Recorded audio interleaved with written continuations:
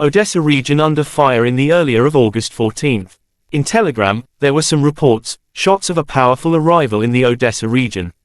Presumably, the Kinzhal missile worked out for the purpose of the armed forces of Ukraine. Explosions were heard in Odessa for the third time over the night. No further details were given. An air alert was also announced in the region. An air alert has been declared in a number of regions of Ukraine, in Vinnytsia, Kirovograd, Nikolaev, and Cherkasy regions. Russian didn't confirm about the arrivals in Odessa.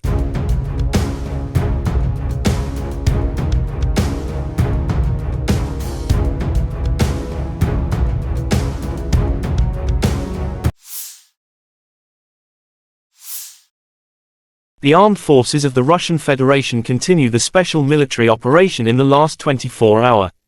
In Kupyansk direction, as a result of actions by units of the Zapad group of forces, Army Aviation and Artillery, 6 unsuccessful attacks and counterattacks by units of 14th, 44th Mechanized and 95th Airborne Assault Brigades of the AFU have been successfully repelled close to Novozyelovskoye, Lugansk People's Republic, as well as Sinkovka and Mankovka Tract, Kharkov region.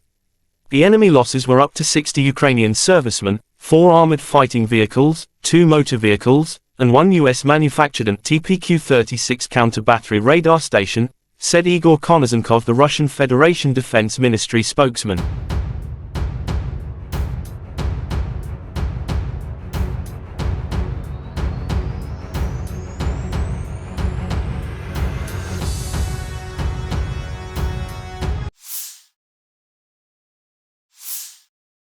Operational tactical and army aviation, missile troops and artillery of the armed forces of the Russian Federation have neutralized manpower and military hardware in 137 areas. In addition, one forward command post of the 9th Army Corps of the AFU has been hit near Orhov, Zaporizhzhia region. One control point for unmanned aerial vehicles, as well as AFU manpower and military hardware have been eliminated close to Pervomaiskoye, Donetsk People's Republic. Fighter aviation of Russian Aerospace Forces has shot down 1 Mi-8 aircraft of Ukrainian Air Force near Brusovka, Donetsk People's Republic. Air defense facilities have shot down 8 projectiles launched by Hamas MLRS, said Igor Konozenkov, the Russian Federation Defense Ministry spokesman. In addition, 25 Ukrainian unmanned aerial vehicles have been hit.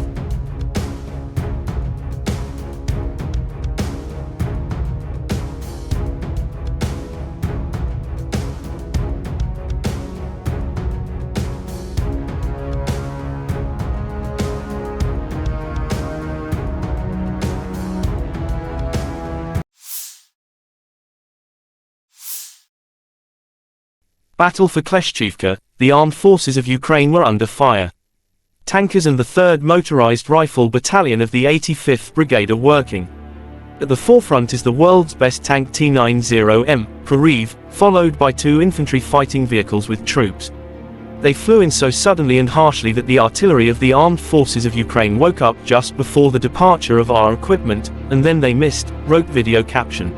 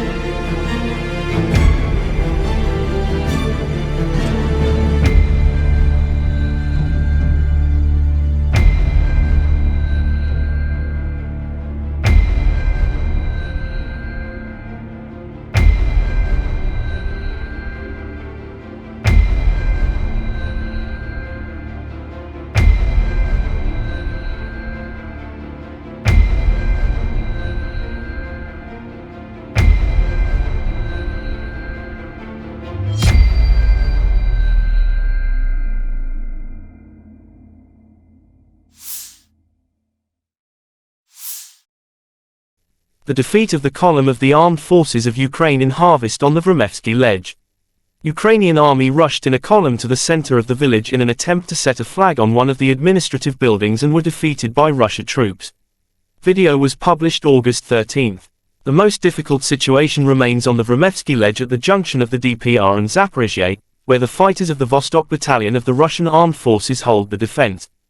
Beside infantries, the armed forces of Ukraine attacked Russian positions in the village of Urozhainoye in the Donetsk Republic, using scarce and expensive British Storm Shadow missiles.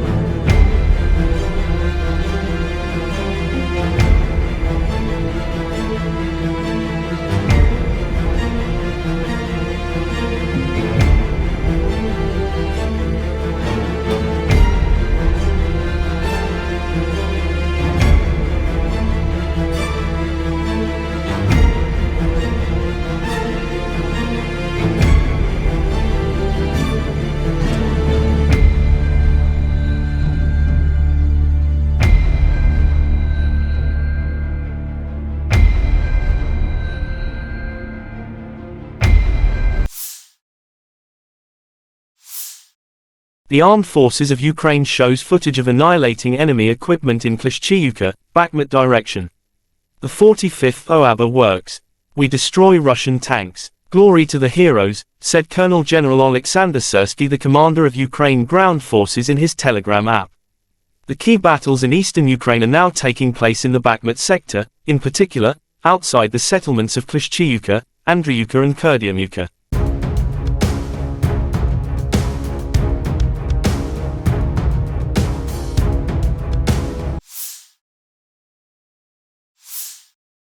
The General Staff of Ukraine's armed forces posted a footage of attacking enemy fire from Mk-19 mortars and grenade launchers. The fighters of the Steel Border covered the positions of the Russian in the Kharkiv direction, wrote the statement. Russian units ran into trench cover shortly after the attack arrived. Russian losses were not specified as a result of this attack.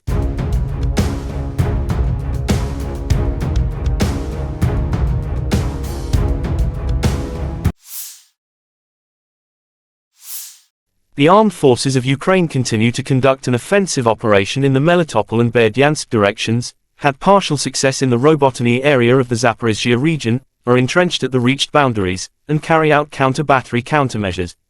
During the past day, the Air Force of the Ukraine carried out 10 strikes on areas where the enemy's personnel, weapons and military equipment are concentrated.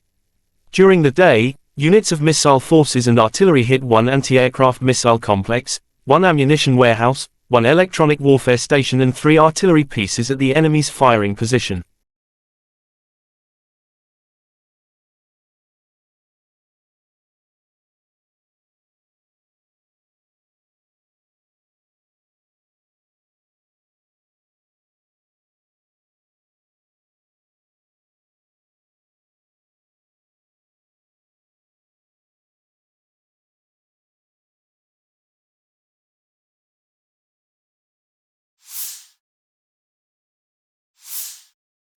The Armed Forces of Ukraine reported on August 13 that Russia had lost 253,850 troops in Ukraine since the beginning of its full-scale invasion on February 24, 2022 last year.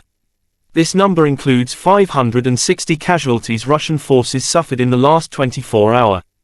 According to the General Staff of Ukraine's Armed Forces report, Russia has also lost 4,298 tanks, 8,335 armored fighting vehicles, 5,072 artillery systems, 713 multiple launch rocket systems, 477 air defense systems, 315 airplanes, 313 helicopters, 4,204 drones, 18 boats, 7,543 vehicles and fuel tanks and 759 special equipment.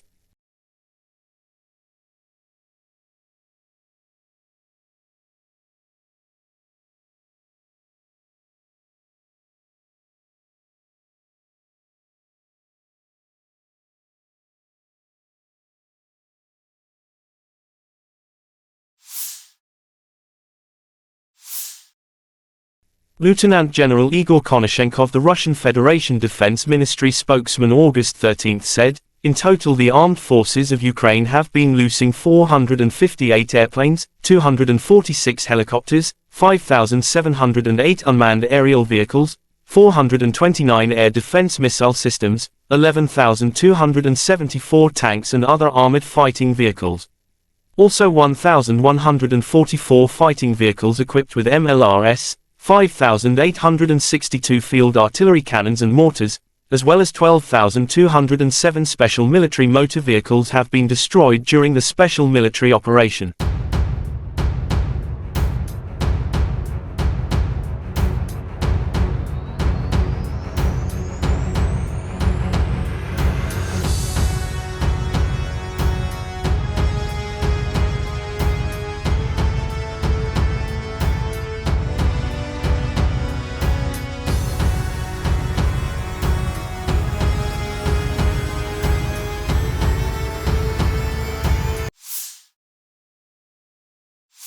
Дорогі українці, українки, сьогодні російські окупанти жорстоко ударили по Херсонщині.